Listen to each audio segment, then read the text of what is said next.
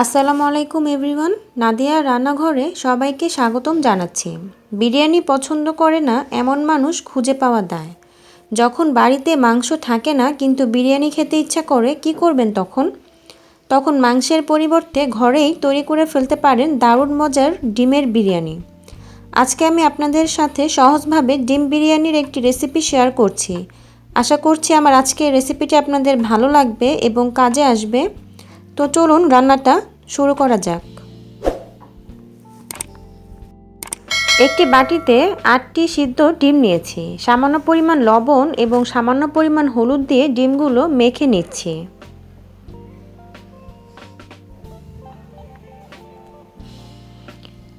ভালোভাবে আলতো হাতে মেখে নিতে হবে। একইভাবে সামান্য পরিমাণ হলুদ এবং লবণ দিয়ে আলুগুলো মেখে নিচ্ছি। একটি প্যানে 1 কাপ পরিমাণ সয়াবিন তেল দিয়ে দিচ্ছি। এই তেলে পুরো বিরিয়ানিটা রান্না করব। এর মধ্যে প্রথমেই আমি ডিমগুলো দিয়ে হালকা ভেজে নিচ্ছি। ডিমগুলো হালকা ভেজে নেওয়ার পর আমি এখানে আলুগুলো দিয়ে দিচ্ছি। এখন ডিম এবং আলুগুলো একটু লালচে করে ভেজে নিব। তবে আলুগুলো ভাজার সময় সিদ্ধ করার প্রয়োজন নেই, পরবর্তীতে আলুগুলো সিদ্ধ করা হবে। তো হালকা লালচে করে ভাজা হয়ে গেলে আমি একটি বাটিতে তুলে নিচ্ছি। ওই একই তেলে 2টি তেজপাতা, 2 টুকরো দারচিনি, 5 থেকে 6টি এলাচ দিয়ে দিলাম। এখন এই গোটা মশলাগুলো একটু ফোড়ন দিয়ে নিচ্ছি। 1.5 কাপ পরিমাণ পেঁয়াজ কুচি দিয়ে দিচ্ছি। পেঁয়াজগুলো একটু সফট হওয়া পর্যন্ত তেলের সাথে ভেজে নিচ্ছি। পেঁয়াজ যখন হালকা বাদামি হয়ে আসবে তখন এতে 3 টেবিল চামচ পরিমাণ আদা রসুন বাটা দিয়ে দিচ্ছি।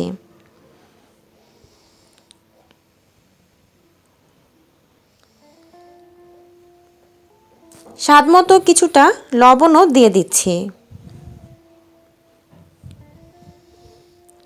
2 টেবিল চামচ বাদাম বাটা, 2 টেবিল চামচ বিরিয়ানি মশলা। এই বিরিয়ানি মশলাটা আমি ঘরে তৈরি করেছি। আমার আগের ভিডিওতে বিরিয়ানি মশলার রেসিপিটি দেওয়া আছে, আপনারা চাইলে দেখে নিতে পারেন। সামান্য পরিমাণ পানি দিয়ে মশলাটা একটু হালকা কষিয়ে নিচ্ছি।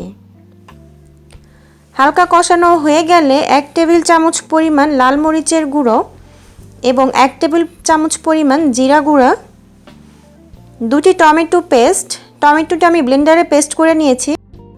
তারপর সব মশলাগুলো সুন্দরভাবে কষিয়ে নিতে হবে।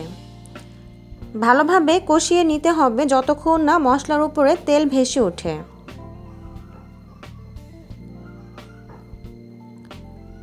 যখন মশলার উপরে এরকম তেল ভেসে উঠবে সে পর্যায়ে ভেজে রাখা আলুগুলো দিয়ে দিচ্ছি। মশলার সাথে আলুগুলো ভালোভাবে কষিয়ে নিচ্ছি। এখন ঢাকনা দিয়ে দিচ্ছি।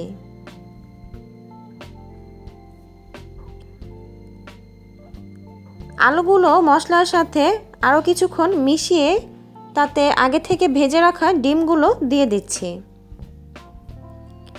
মশলার সাথে ডিম এবং আলুগুলো কিছুক্ষণ ঢাকনা দিয়ে কষিয়ে নিব।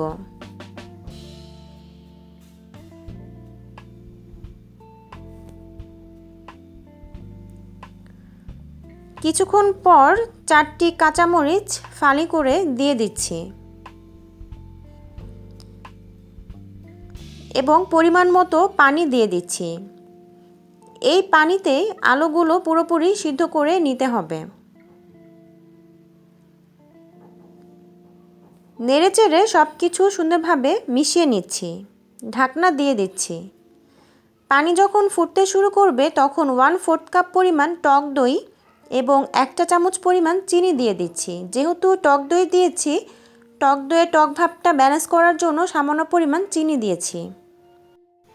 যখন দেখব তেল উপরে উঠে এসেছে এবং গ্রেভিটা ঘন হয়ে গেছে তখন বুঝতে হবে এটা হয়ে গিয়েছে। এখন আমি আলু এবং ডিমগুলো তুলে নিচ্ছি। আমি এখন এই মশলার সাথে পানি অ্যাড করে দিচ্ছি। আমি এখানে 8 কাপ পরিমাণ পানি দিচ্ছি কারণ আমি এখানে 4 কাপ পরিমাণ চাল নিয়েছি। আমি যতটুকু চাল নিয়েছি তার ডাবল পানি নিয়েছি।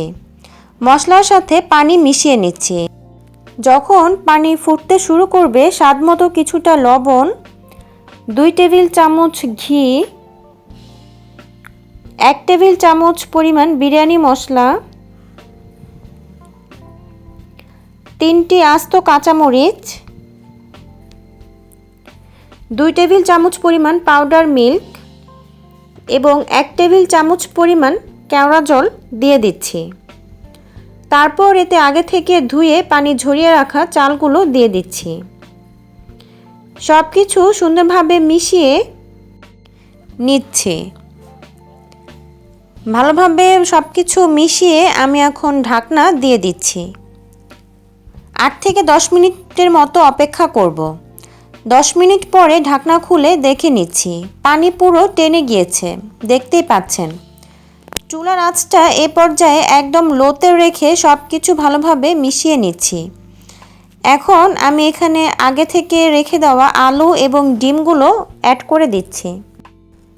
এখন এই চাল, ডিম এবং আলু সব কিছু সুন্দরভাবে মিশিয়ে নিচ্ছি। এখন ঢাকনা দিয়ে 15 মিনিট দমে রেখে অপেক্ষা করব। এর মাঝখানে আমি 1-2 বার উল্টে পাল্টে নিয়েছিলাম। এখন শেষবারের মতো উল্টে পাল্টে নিচ্ছি। আমার ডিম বিরিয়ানি সম্পূর্ণভাবে রেডি। এখন আমি আপনাদের পরিবেশন করে দেখাচ্ছি।